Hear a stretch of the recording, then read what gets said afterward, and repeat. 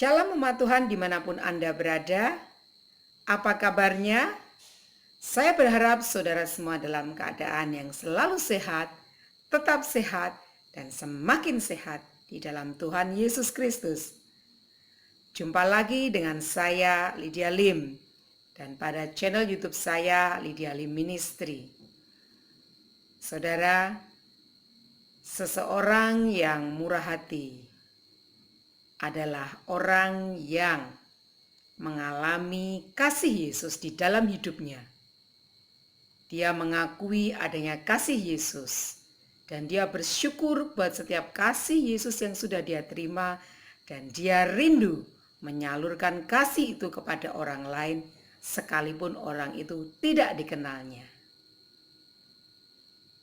Kita belajar dari satu perumpamaan yang Tuhan Yesus berikan untuk mengajar kepada kita bagaimana kita harus mengasihi sesama manusia kita.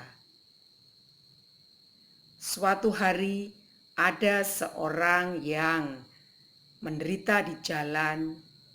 Dia adalah korban perampokan yang dianiaya, dipukul habis-habisan, dan ditinggalkan begitu saja dalam keadaan yang setengah mati.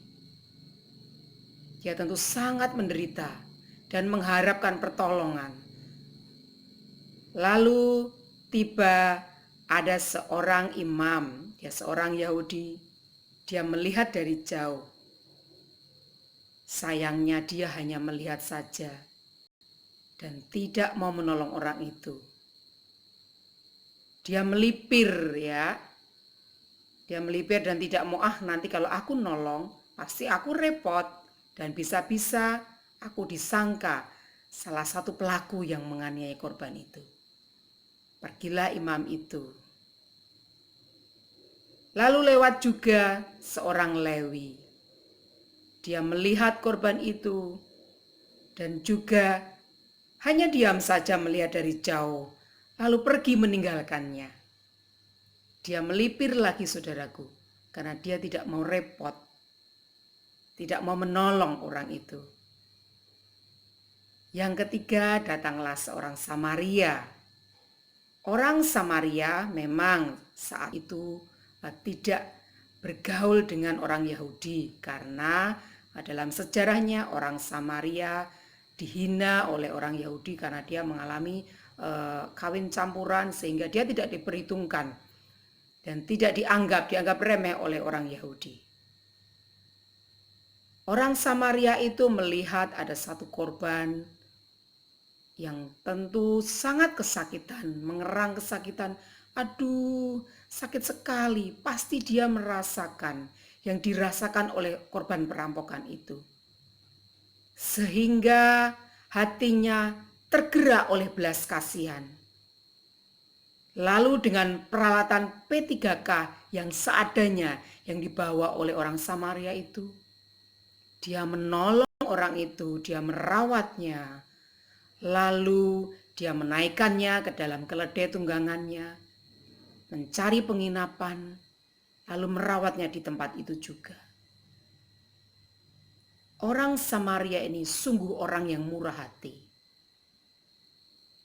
Dia pernah mengalami kasih kebaikan Allah, sehingga dia merasakan apa yang dirasakan oleh korban perampokan itu. Dia merasakan seolah-olah dia yang mengalaminya. Maka hatinya tergerak oleh belas kasihan. Dan dia mau bersusah payah menolong orang itu, merawatnya. Tentu ini suatu situasi yang tidak nyaman bagi dia. Bahkan selama satu malam dia merawat orang itu. Tentunya ini merepotkan sekali. Saudara mungkin pernah ya menjaga seseorang yang sakit, yang kritis. Tentu tidak nyaman kalau hati kita tidak tergerak oleh belas kasihan. Maka kita tidak akan bisa merawat dan mengasihi orang itu. Tetapi dari sini kita belajar bahwa orang Samaria ini didapati orang yang murah hati. Dia dikatakan oleh Yesus adalah sesamanya dari korban perampokan itu. Karena dia mengalami seolah-olah dia sendiri yang hampir mati dan membutuhkan pertolongan.